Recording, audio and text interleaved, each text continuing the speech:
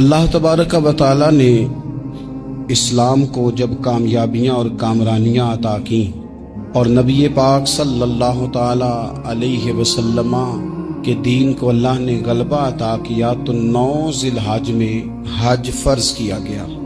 حج اس سے پہلے بھی کیا جاتا تھا، قرآنی شریعتوں میں بھی حضرت ابراہیم علیہ السلام کے طریقے پر حج ہوتا تھا۔ پھر کفار مکہ نے، قریش مکہ نے اس میں کچھ غلط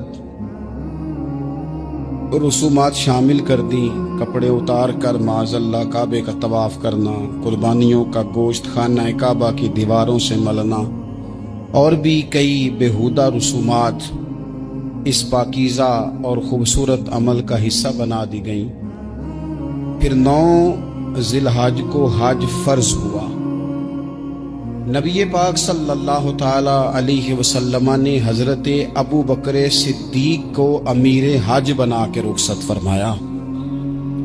دیکھیں کہاں کہاں محبوب انہیں اپنا نائب بناتے ہیں۔ اب 9 کو تو حضور نے حضرت ابو بکر صدیق کو امیر حج بنایا اور پھر اعلان فرمایا، جہاں جہاں مسلمان آبادیاں تھیں وہاں اعلان کر دیا گیا کہ آئندہ سال رسول پاک علیہ السلام خود حج کے لیے تشریف لے جائیں گے۔ اب ایک بڑی تعداد مسلمانوں کی جمع ہونے لگی۔ ذی قعدہ کے آخری ایام میں ہزاروں کی تعداد میں لوگ مدینہ شریف میں جمع ہو گئے۔ ظہر کی نماز کی ادائیگی کے بعد سیرت نگار کہتے ہیں کہ 28 ذی قعدہ تھی، نبی پاک علیہ السلام ظہر پڑھ کے حج کے لیے نکلے، اور جہاں آج ذوالحلیفہ ہے، ابیار علی جس جگہ کو کہتے ہیں، میقات مدینہ بھی کہا جاتا ہے، وہاں اللہ کے محبوب نے پہلے رات گزاری۔ وہیں پہ نبی پاک صلی اللہ تعالی علیہ وسلم نے احرام باندھا، حضور تشریف لے گئے۔ یہ حج قران تھا۔ نبی پاک صلی اللہ تعالی علیہ وآلہ وسلم کے ساتھ اس طرح لوگ امڑ کے آئے، جہاں جہاں سے لوگ تھے مسلمان وہ سارے جمع ہوئے حضور کے ساتھ اللہ کی بارگاہ میں حاضر ہونے کے لیے۔ 1,40,000 صحابہ، یہ ایک ہی دفعہ صحابہ کا اتنا بڑا مجمع جمع ہوا ہے، ایک ہی دفعہ۔ اور حضور علیہ السلام کی خواہش تھی کہ یہ سارے لوگ وہاں پہنچیں۔ محبوب کریم علیہ السلام 4 ذی الحج کو حضور علیہ السلام نے طواف کیا، صفا مروہ کیا، احرام نہیں کھولا، قربانیاں ساتھ تھیں، چونکہ یہ حج قران تھا۔ اللہ کے رسول صلی اللہ تعالی علیہ وآلہ وسلم نے پھر 8 ذی الحج کو ظہر کی نماز جا کے منا کے میدان میں ادا کی۔ 9 ذی الحج کو مسجد نمرہ کے پاس کوہ صبیر پر جب سورج کی کرنیں چمکیں، قربان جائیں کیا نظارہ ہوگا۔ لبیک لبیک کی صدا آ رہی ہے، دے کون رہے ہیں؟ مدینے والے محبوب صلی اللہ علیہ وسلم۔ حضور اس لشکر حسن کو لے کر، اس نور بھرے قافلے کو لے کے، یہ کون ہے جو حضور کے ساتھ سارے نکلے ہیں؟ یہ کون ہے سارے؟ یہ وہ فیروز بخت سعادت مند لوگ ہیں کہ ان میں سے جس نے ایک دفعہ بھی ایمان کی حالت میں حضور کو دیکھا اور پھر خاتمہ بالخیر بالایمان کے ساتھ دنیا سے رخصت ہوئے، یہ وہ لوگ ہیں کہ ولی اگر 60 سال بھی سارا دن روزہ رکھے، ساری رات نفل پڑھے، ہر برائی سے بچے، لیکن پھر بھی کسی صحابی کے قدموں کی خاک تک کو نہیں پہنچ سکتا۔ اور صحابی زیارت سے بنتا ہے، ولی عبادت سے بنتے ہیں۔ نبی پاک صلی اللہ تعالی علیہ وسلم کے وہ سارے صحابہ کون ہیں؟ الصحابہ النجوم، یہ حضور کی چاروں جانب یہ چمک رہے ہیں، انہیں خود میرے نبی پاک نے ستارے فرمایا ہے۔ ایک سمت علی، ایک سمت عمر، صدیق ادھر، عثمان ادھر۔ ان جگمگ جگمگ تاروں میں بھلا مہتاب کا عالم کیا ہوگا؟ اور ہر کوئی فدا ہے بن دیکھے تو پھر دیدار کا عالم کیا ہوگا؟ تو نبی پاک صلی اللہ علیہ وسلم نے یہ وہ موقع تھا، 9 ذی الحج میدان عرفات، حضور صلی اللہ علیہ وسلم نے ظہر کی نماز ادا فرمائی اور پھر کچھ توقف کے بعد حضور کے لیے اونٹنی پر کجاوا سجایا گیا۔ حضور اپنی کسوا نامی اونٹنی پر سوار ہوئے، میرے محبوب نے خطبہ دینے کا ارادہ فرمایا. رب کریم نے ارشاد فرمایا الیوم اکملت لکم دینکم، آج میں نے تمہارے لیے تمہارا دین مکمل کر دیا ہے. مکمل ہو گیا دین، اس کے بعد کوئی اور دین نہیں آئے گا. اس آیت نے بتا دیا کہ حضور آخری نبی ہیں، دین مکمل ہو گیا. اب کسی اور پیغمبر کی، رسول کی، دین کی، کتاب کی ضرورت باقی. آج میں نے تمہارے لیے تمہارا دین مکمل کر دیا. اور کیا خوبصورت لفظ ہیں قرآن پاک میں فرمایا وَأَتْمَمْتُ عَلَيْكُمْ نِعْمَتِي، اور آج میں نے تم پر اپنی نعمتیں تمام کر دی ہیں، نعمتیں مکمل کر دی. وَرَضِيتُ لَكُمُ الْإِسْلَامَ دِينًا، اور اللہ فرماتے ہیں میں نے تمہارے لیے دین اسلام کو پسند کیا ہے.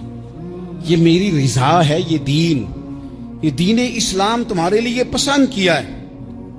کوئی بندہ ساری زندگی مخلوق کی خدمت کرے، ساری زندگی رستوں سے کانٹے اٹھائے، ساری زندگی خیر کا کام کرے، کسی کو تکلیف نہ دے، لیکن اگر مسلمان نہیں نا، اگر کلمہ نہیں نہ پڑھتا، تو اس کی ساری عمر کی خیر بھی کسی کام کی نہیں. اس لیے کہ رب فرماتا ہے جڑ دین اسلام ہے، جڑ ہوگی تو پھر شاخیں قبول کی جائیں گی نا. تو اگر جڑ ہی سرے سے نہیں ہے تو خیر کرنے کا معنی. کچھ لوگ کفار کی، مشرکین کی تعریف کرتے ہیں کہ جناب بلے بلے اتنے ویلفیئر کام ہو رہے ہیں. تو یاد رکھو سب سے ضروری جڑ ہے. قرآن پاک میں رب تعالیٰ نے منافقین، مشرکین اور کفار کے اعمال کی بنیاد اس طرح کی بتائی ہے کہ جس طرح پتھر پر تھوڑی گرد پڑ جائے، ذرا ہوا کا جھونکا ہے یا بارش آئے تو پتھر صاف کا صاف ہو جاتا ہے. ان کے اعمال اس طرح کے ہیں. اس خیر کا کیا مطلب کہ جس خیر میں ایمان ہی شامل نہیں. جب تک بندہ مومن نہ ہو اس کا کوئی عمل بھی اللہ کی بارگاہ میں قابل قبول نہیں ہوتا. یہ آیت نازل ہو گئی، فرمایا دین مکمل ہو گیا. او میرے بھائیو، خدا را سوچو، کوئی شے مکمل نہیں دنیا میں، کوئی شے بھی. کروڑوں کا مکان بنا لو پھر بھی کوئی نہ کوئی نقص نکل ہی آتا ہے. کوئی دنیا میں شے مکمل ہے ہی نہیں. اگر کوئی شے مکمل ہے تو وہ مدینے والے رسول کا دین مکمل ہے. مکمل جب ہم کہتے ہیں نا مکمل دین، تو لوگ سمجھتے ہیں تو شاید سادی سی بات ہے. یہ وہ والی بات ہے جو دنیا میں کہیں نہیں پائی جاتی.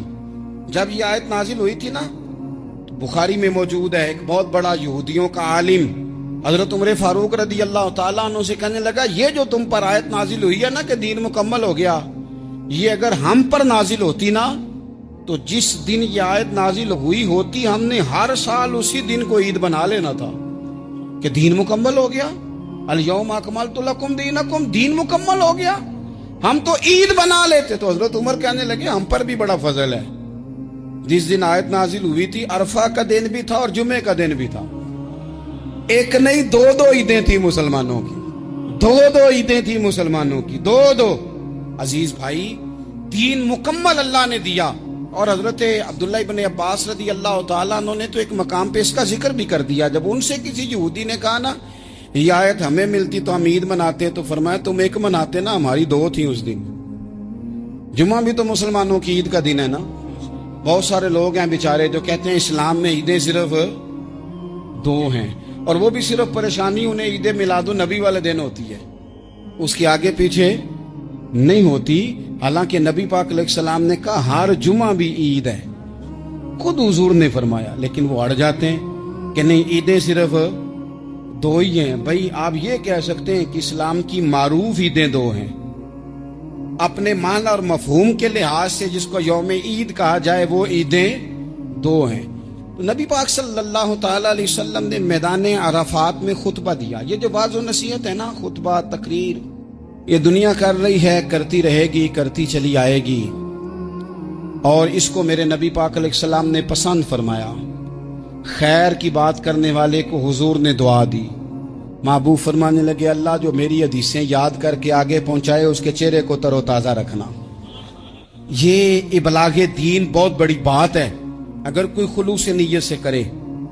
لیکن کائنات ارضی میں وہ جو حضور کا خطبہ حجۃ الوداع ہے، وہ دستور ہے، وہ منشور ہے. انسانی حقوق پر اس سے بڑا چارٹر نہ پہلے کبھی تھا نہ قیامت تک دوبارہ بن سکتا ہے. اس کو خطبہ حجۃ الوداع کیوں کہتے ہیں؟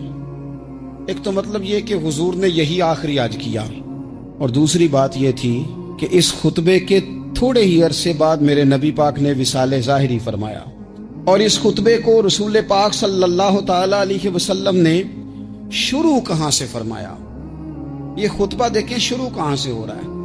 انسان دنیا میں ملتا بھی ہے، جدا بھی ہوتا ہے، یہ جو جدائی کا وقت ہوتا ہے نا، جدائی کا، شاید بڑی سوچ سمجھ کے کہا تھا حضرت میاں صاحب نے، بڑی غور کر کے انہوں نے کہا تھا کہ دریا کنڈے روخ نہ لائیے، جو آوے روڑ جاوے۔ آپ میدان میں درخت لگاتے ہیں تو کبھی پھل گرتا ہے تو زمین پہ گرتا ہے، اٹھا لیتے ہیں۔ اگر دریا کے کنارے ہو تو وہ تو دریا میں گرے گا اور روڑ جائے گا، چلا گیا، بہہ گیا۔ فرمانے لگے دریا کنڈے روخ نہ لائیے، جو آوے روڑ جاوے، تے پردیسی نال نہ یاری لائیے، او دا جدوں دل کرے ٹر جاوے، وہ تو چلا جاتا ہے۔ یہ خطبہ شروع کہاں سے ہو رہا ہے؟ یعنی ابھی آغاز کلام ہے، بات آگے آئے گی، آغاز کلام ہے۔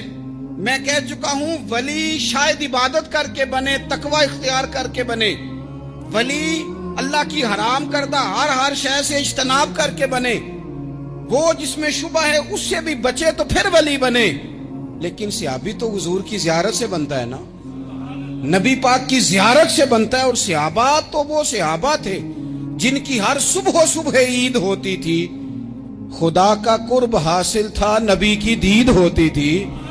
وہ تو اس طرح کا ماحول تھا کہ نبی پاک نے فرمایا حضرت ابو ہریرہ سے یہیں بیٹھے رہتے ہو، تھوڑا ذرا کبھی کوئی کام بھی کر لیا کرو، وقفے سے ملنے سے محبت بھی بڑھتی ہے۔ تو حضرت ابو ہریرہ اٹھے اور ستون کے پیچھے سے ہو کے واپس آ گئے۔ فرمایا آ گئے ہو؟ عرض کی حضور دل ہی نہیں لگتا تو جائیں کہاں؟ وہ جو حضور سے آ کے کہتے تھے نا یا رسول اللہ صلی اللہ علیہ وسلم، حضرت ثوبان بن مالک، حضور نے فرمایا پریشان پریشان دکھائی دیتے ہو، کہا یا رسول اللہ ایک بات پریشان کرتی ہے۔ کہا وہ کیا؟ عرض کی حضور دل بے چین ہوتا ہے تو زیارت کو آ جاتا ہوں، آج ایک عجیب خیال آیا ہے، عجیب خیال آیا ہے، اور اس نے عجیب رنگ طبیعت میں بھر دیا ہے۔ فرمایا تمہیں کیا خیال آیا؟ عرض کی یا رسول اللہ صلی اللہ علیہ وسلم آج خیال آیا ہے کہ ثوبان ہے تو حضور کا غلام ہے، جنت تو حضور کے صدقے ملے گی، لیکن یہ ہے کہ حضور تو ہوں گے نا نبیوں کے ساتھ، تجھے ملے گی پر ملے گی تو غلاموں کے محلے میں نا۔ دل میں خیال آیا کہ وہاں زیارت بھی ہوگی کہ نہیں؟ او جنت میرے کس کاری جتھے یار نظر نہ آوے، زیارت بھی ہوگی کہ نہیں؟ حضور کی بارگاہ میں جب حضرت ثوبان نے عرض کی تو رب کریم نے فرمایا محبوب جو تیری اور تیرے رب کی اطاعت کرے نا، اولئک انعم اللہ علیہم من النبیین والصدیقین والشہداء والصالحین، فرمایا ان کو اللہ نبیوں کے، صدیقین کے، شہداء اور صالحین کے ساتھ ہی جنت میں اکٹھا فرمائے گا، وہ اکٹھے رہے۔ تو جن کو تو جنت میں بھی حضور کی زیارت کے بغیر چین نہیں تھا، ان کو حضور نے خطبہ حجۃ الوداع شروع کرتے وقت پہلا جملہ پتہ کیا کہا؟ حضور اونٹنی پہ ہیں، احرام باندھا ہوا ہے، 1,40,000 کم و بیش غلام سامنے کھڑے، عرفات کا میدان۔ محبوب فرمانے لگے پہلا جملہ، جو درد والے تھے وہ تڑپ گئے، یہ سارے درد والے تھے لیکن کچھ زیادہ مزاج شناس تھے۔ محبوب نے پہلا جملہ کہا، حضور فرمانے لگے لوگو جس طرح آج اکٹھے ہوئے ہیں شاید اس کے بعد دوبارہ ہم اکٹھے نہ ہوں۔ پہلا اعلان ہی کر دیا کہ یہ تمہارے ساتھ جو آج خطبہ ہے نا، اس میں اشارہ دے دیا کہ دوبارہ نہیں جمع ہوگے، اگلا حج نہیں کرنا، بس ختم ہوئی بات، یہ آخری پہلی بات ہی حضور نے یہ بیان۔ اب وہ اتنے دل نرم ہو گئے حضور کی بات سن کے، آنکھوں میں آنسو اس طرح آ گئے، طبیعت کا ملان اتنا بڑھ گیا کہ ہر ایک کا دل کشکول بن گیا، ہر طرف سے آہیں اور سسکیاں ہیں کہ حضور کے وہ جملے یوں صحابہ لے رہے تھے جب آپ سے کوئی کہہ دے کہ بھائی یہ وقت بس آخری ملاقات کا ہے، تو پھر انہوں نے وہ تو حضور کی ہر بات ہی توجہ سے سنتے تھے، پر یہاں جو انداز بن گیا وہ انوکھا بن گیا۔ فرمایا شاید دوبارہ ملاقات نہ ہو۔ پھر میرے کریم محبوب صلی اللہ تعالی علیہ وسلم نے فرمایا جس طرح تمہارے لیے یہ شہر حرمت والا ہے، مکہ حرمت والا ہے نا، ایک نیکی کرو تو مکے میں 1,00,000 का सवाब हरम मक्का में। एक गुनाह करो तो वो भी 1,00,000 लिखा जाता है। हुर्मत वाला है, बड़ी इज्जत वाला है। फरमाया जिस तरह ये घर इज्जत वाला है काबा, जिस तरह ये शहर इज्जत वाला है, फरमाया जिस तरह आज का दिन हुर्मत वाला है। मुसलमानों, मैं तुम्हें बता के जा रहा हूं, तुम्हें समझा रहा हूं, इसी तरह मैंने तुम सब पर एक दूसरे के माल और इज्जत को हुर्मत वाला कर दिया है। और सहाबा को ना हुजूर ने पहले ये सबक पूरा, हुजूर ने पूछा, ये भी जरा कमाल है, ये बुखारी मुस्लिम की हदीस है। हुजूर ने सहाबा से पूछा, 9 ज़िलहज है, जुमे का दिन है, ज़िलहज का महीना है, सबको पता है, लेकिन ना आप जुमा पढ़ने हैं तो मैं आपसे कहूं कि आज आप कौन सा दिन है, तो आप कहेंगे जनाब जुमा है, अजीब आदमी है, जुमा पढ़ा रहे हो। लेकिन जो सहाबा का अंदाज है वो और है। हुजूर ने पूछा, आज ये कौन सा महीना है? ये अदब है, ये मकाम है, ये वो मकाम है जहां बहुत सारे सिर्फ अकल वाले बंदे जो होते हैं ना, वो बेचारे गिरते पड़ते हैं, कहते हैं जी बात आती हो तो बतानी चाहिए, ये क्या बात हुई जी, बंदा बोले ही ना, ये क्या लेकिन कुछ लोग ऐसे हैं जिनका धारा अदब कुछ और होता है, उन्हें ढेरों बातें भी आती हों तो हर जगह बात करने की नहीं होती, सब जगह कहानियां सुनाने की नहीं होती। हुजूर ने फरमाया कौन सा महीना है? कुर्बान जाएं। भैया को जुबान होके कहने लगे वल्लाहु व रसूलहु आलम, अल्लाह जाने अल्लाह का रसूल जाने। सानू ते कैद सज्जन दा गहना है, ओ जिंज रखे असा उंज रहना है, हमें क्या पता। पूछा किसी ने, लिखा है सूफिया ने, किसी ने पूछा, ओ तुम्हें पता नहीं, कहने लगे चुप कर, हमें क्या पता कौन सा महीना है। तो हुजूर ने फरमाया आज तारीख कौन सी है? भाई साहब को पता था ना 9 ज़िलहज को ही आज होता है, कौन सी तारीख है? कहा वल्लाहु व रसूलहु आलम, अल्लाह जाने अल्लाह का रसूल जाने। कुर्बान जाए। हुजूर ने पूछा दिन कौन सा है? सबको पता है जुम्मा है, कहने लगे वल्लाहु व रसूलहु आलम, अल्लाह जाने और अल्लाह का। वो सहाबा बता क्यों नहीं रहे? तो अहले मोहब्बत कहते हैं सहाबा का जवाब ये था, हमें कोई महीनों से गरज है, हमें कोई दिन से गरज है, हमें कोई तारीख से गरज है। हाजियो आओ शहनशाह का रोजा देखो, काबा तो देख चुके, काबे का भी काबा देखो, हमें तो महबूब से गरज है। महीना था ज़िलहज का, अगर हुजूर कह देते ज़िलहज नहीं ज़ीक़ाद है तो हमने ज़ीक़ाद ही बना लेना था। तारीख थी 9, अगर हुजूर फरमा देते 11 है तो हमने 11 ही बना लेनी थी। दिन था जुमे का, अगर हुजूर कहते पीर है तो हमें क्या लगे, हमें तो महबूब की रजा चाहिए। आप देखें ना, एक सहाबी के हाथ जरा लंबे थे तो हुजूर ने फरमाया या जुल यदैन, ओ लंबे हाथों वाले। उनसे कोई पूछता नाम क्या है तो कहते मेरा नाम है 2 हाथों वाला। ओ भाई मेरे भी 2 हैं, तू क्यों 2 हाथों वाला? कहने लगे ये नहीं मुझे पता, मुझे नबी पाक ने कहा 2 हाथों वाला। तो ठीक हो गई, जो हुजूर ने नाम रख दिया। तो हुजूर सैयद आलम ने पूछा, फिर हुजूर ने हुर्मत याद कराई, फरमाया याद रखो ये दिन भी बड़ी इज्जत वाला है, जुम्मे का है, ये महीना भी बड़ी हुर्मत वाला है, ज़िलहज का है, ये तारीख भी बड़ी हुर्मत वाली है। लेकिन फरमाया जिस तरह इस दिन की, इस शहर की, इस महीने की तुमने इज्जत करनी है, इसी तरह एक दूसरे के माल का, एक दूसरे की इज्जत का तुमने पास करना। मुसलमान भाइयों, खुदारा ये हुजूर कह रहे हैं यार, नबी पाक ने काबा के सामने खड़े होके फरमाया बैतुल्लाह तेरी बड़ी शान है, तेरा बड़ा मर्तबा है, लेकिन फरमाया मेरे मोमिन की इज्जत रब की नजर में काबे से भी ज्यादा है। हम कैसे बैठ के यार, हम कैसे जुर्रत करते हैं किसी की पगड़ी खोलने की कोने में बैठ के?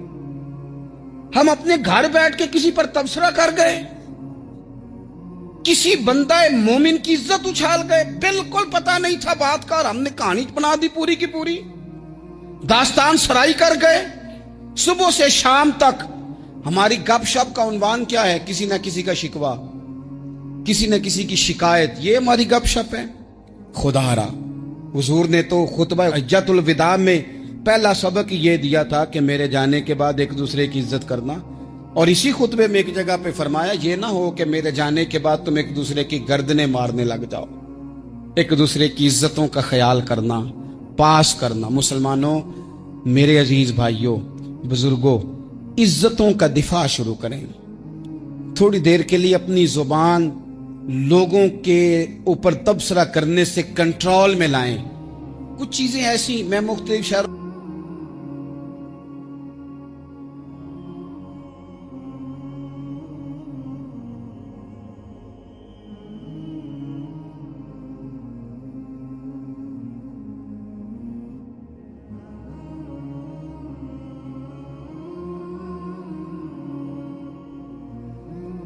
कुरान हकीम ने इरशाद फरमाया है कि वलिल्लाहि अलन्नासि हिज्जुल बैति मन इस्तताअ इलैहि सबीला। फरमाया अल्लाह के लिए लोगों पर इस घर का हज करना है जो इस तक पहुंचने की ताकत रखता है। उस पर इस घर का हज फर्ज है जो इस तक पहुंचने की ताकत रखता है, जो माल रखता है, हिम्मत रखता है, वो यहां आएगा। हज बुनियादी तौर पर एक आशिकाना इबादत है, एक आशिकाना इबादत है। कुछ इबादतें ऐसी होती हैं जो माली होती हैं और कुछ ऐसी होती हैं जो बदनी होती हैं। ज़कात देना माली इबादत है, फितराना देना माली इबादत है, सदका तो खैरात माली इबादत है, नमाज पढ़ना ये बदनी इबादत है, रोजा रखना बदनी इबादत है, नफल अदा करना ये। हज वो अजीम नेमत है, वो इबादत है जो मुरक्कब है, माल भी खर्च होता है और वजूद की ताकत भी लगती है, माली भी है और बदनी भी है। और नबी रहमत नूर मुजस्सम शफी मुअज़्ज़म सल्लल्लाहु तआला अलैहि वसल्लम ने इरशाद फरमाया है, हुजूर अलैहिस्सलातु वस्सलाम फरमाने लगे कि जो माल तुम हज पे खर्च करते हो, अल्लाह तबारक व तआला तुम्हें एक एक रुपए पर कई कई हजार का अजर अता फरमाता है।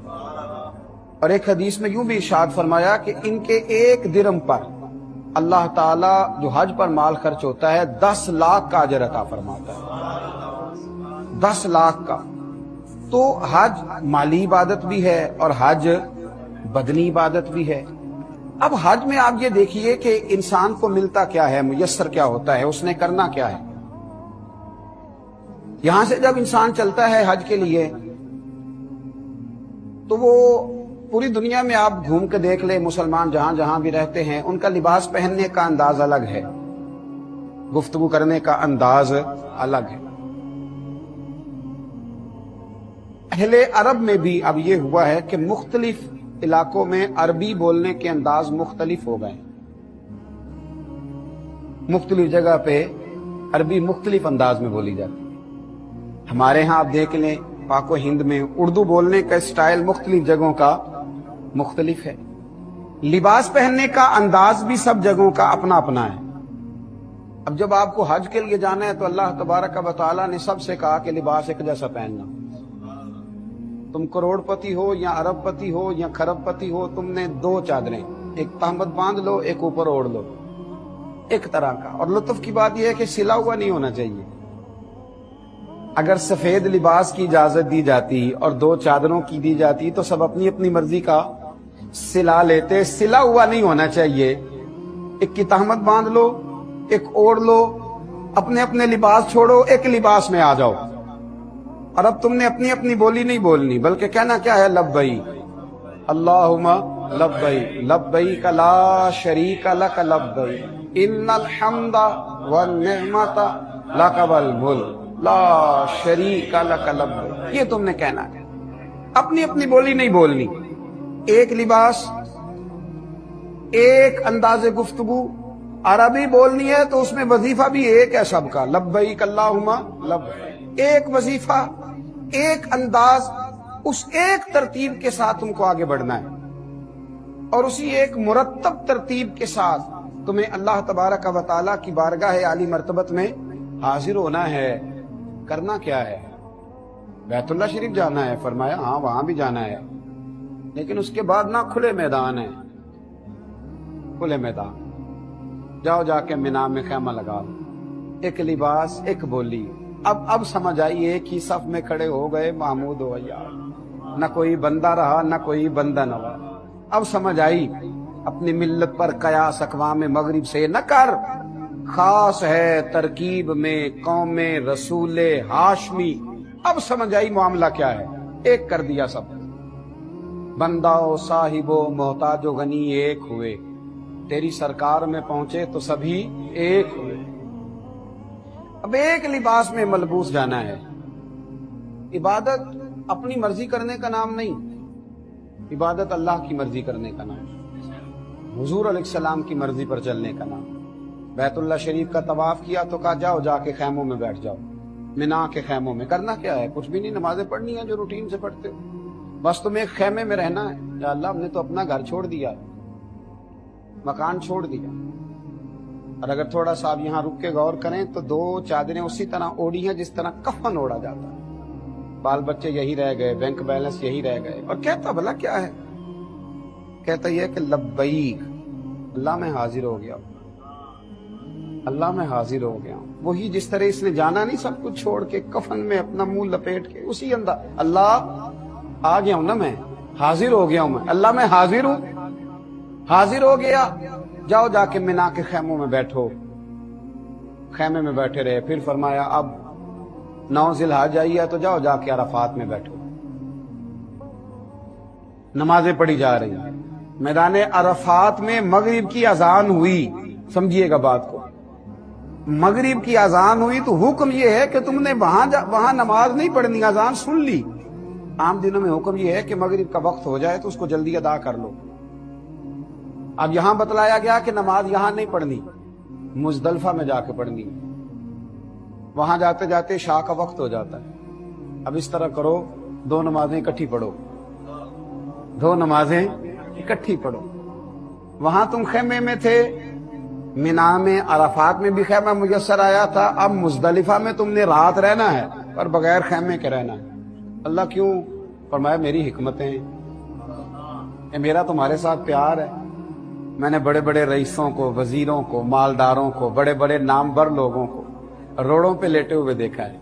इतने इतने मोटे रोड़े हैं, नीचे पत्थर पड़े हैं, सोए हुए हैं। बंदाओ साहिबो मोहताजो गनी एक हुए, बस तेरी सरकार में पहुंचे तो सभी एक हुए, लेटे हुए। अल्लाह करीम ने हज के अंदर जो इसरार रखे, जो हिकमतें रखी, वहां लेटे हैं, सब आराम कर रहे हैं। अब वहां से निकलो, अब क्या हुक्म है? फरमाया वापिस आओ मिना में, शैतान को कंकर मारो, जमरात की रमी करो, मारो कंकर, एक दीवार बनी है उसे कंकर मारो, अल्लाह का दुश्मन जान के उसे मारो। अब तुम उसे मार करके निकले तो अब कुर्बानी दो, अब कुर्बानी करो।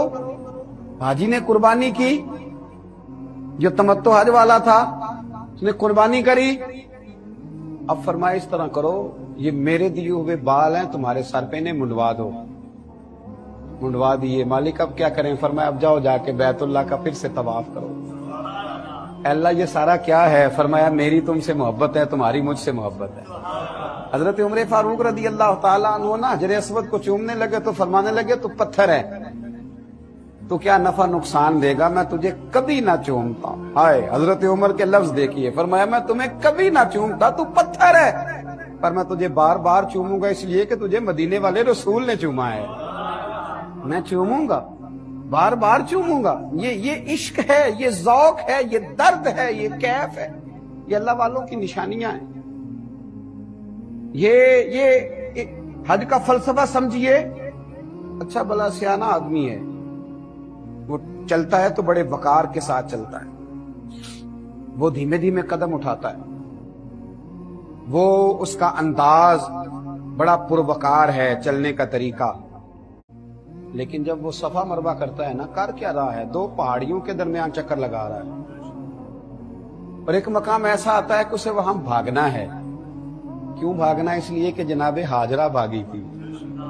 जनाबे हाजरा, या अल्लाह, वो तो पानी के लिए भागी थी, तो यहां तो हाजी की बगल में पानी की बोतल मौजूद है, गले से लटकाए हुए है, सामने कूलर लगे हुए हैं। अल्लाह क्यों भागे?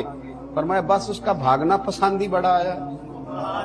तो मेरे हुक्म पर अपने बेटे के लिए भागती थी तो पसंद ही बड़ा आया है। बड़ा बड़ा बाबकार आलिम फाजिल शेख भागता है, ये क्या हो रहा है? ये बंदा अपने रब से मोहब्बत कर रहा है, ये उसके हुक्म पे दौड़ रहा है। वो तो इल्लत थी, वहां तो वजह थी, वहां तो मसला था, लेकिन ये दौड़े जा रहा है।